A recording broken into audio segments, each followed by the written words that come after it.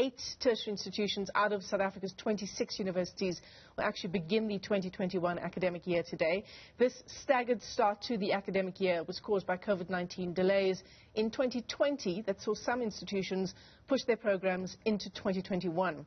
Now, thousands of NSFAS beneficiaries are yet to receive laptops and other devices, which could pose a major challenge for the new academic year. That's just one of the issues. Let's unpack the story now. Professor Ahmed, Bawa, the CEO of University South Africa, joins us now via our video link from Johannesburg. Prof, good morning. Thanks for your patience this morning as we wait to speak to you. You heard, hopefully, from our reporter Zikona Chona there at Wits University talking about one of the big issues certainly being the financial exclusion of some 8,000 students. You know, universities say they can't provide for free education. How do we solve this issue? Good morning, Shada. Thank you for having me on the program.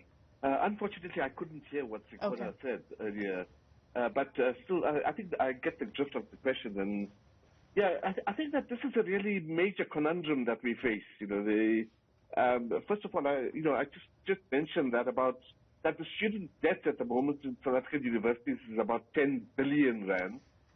And that's an indication of, just what a major issue it is, because that money is really money that should have been spent on infrastructure or maintenance or the appointment of new staff and so on.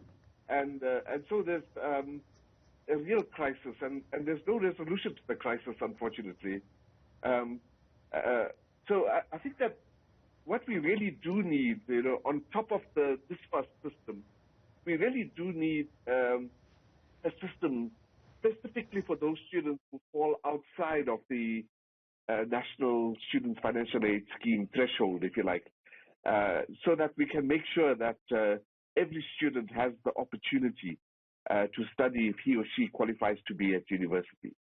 Yeah, Professor Bawa, in terms of that 10 billion rand that you talk about in terms of outstanding student debt, of course, it's an issue of the money could have gone to infrastructure development at the university. And, how does this further disenfranchise our students in their university experience? Yeah, I think that, the universities face a number of challenges. One of them is to try and understand how to increase access to the universities, but increasing access to the universities requires an investment in infrastructure and so on. So that's the one. The second issue is just making sure that universities students have a fair chance to succeed, and that means investment in staff and so on. So it's all tied together, and unfortunately, this doesn't seem to be a way of addressing. What I should mention, though, is that those students who have qualified for funding via the National Student Financial Aid Scheme now make up approximately 60% of the student system, and that's a very good sign. And that's an indication that that group of students has been dealt with. But that still leaves us with the major challenge of about 20% of students who fall in category that we unfortunately call missing middle. Yeah. We don't have a solution for that. Yeah, I mean that's incredibly disturbing, isn't it, Prof? To add to that, issues of some students who are beneficiaries of the National Student Financial Aid Scheme yet to receive laptops and other devices. Again, it poses another challenge. Is that something that University South Africa can also deal with in terms of its discussions with NSFAS? No, it's an ongoing conversation, both with NSFAS and with the Department of Education. We've been assured by NSFAS that students who have qualified for the DSTV university will receive their devices.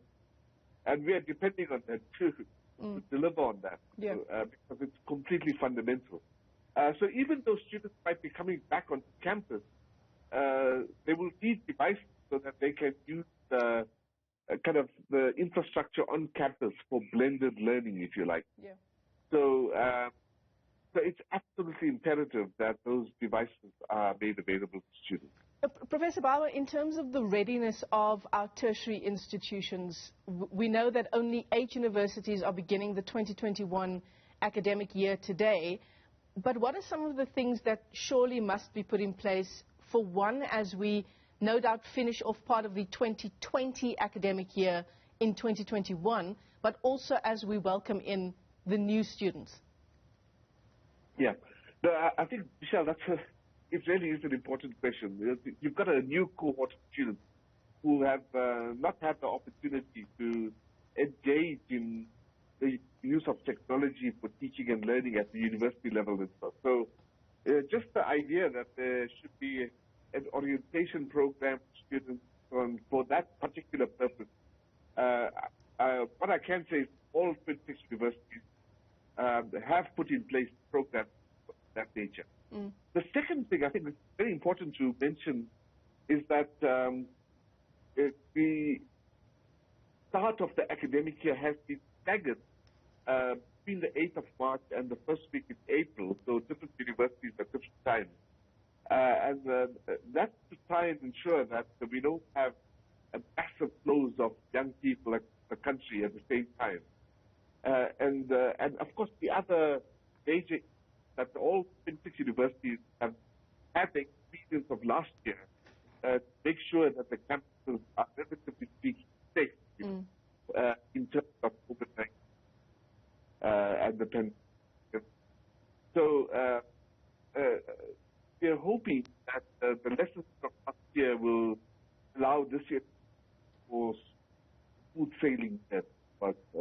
Yeah, absolutely. Some big challenges as we kick off the 2021 academic year. Professor Ahmed Bawa, thanks very much for your time this morning on the AM Report. He is Director of Universities, Executive Director of Universities South Africa. Just some interesting facts coming out of that interview. 10 billion rand in outstanding student debt in South Africa. Some 8,000 students, according to our reporter Zikona Chona, facing financial exclusion.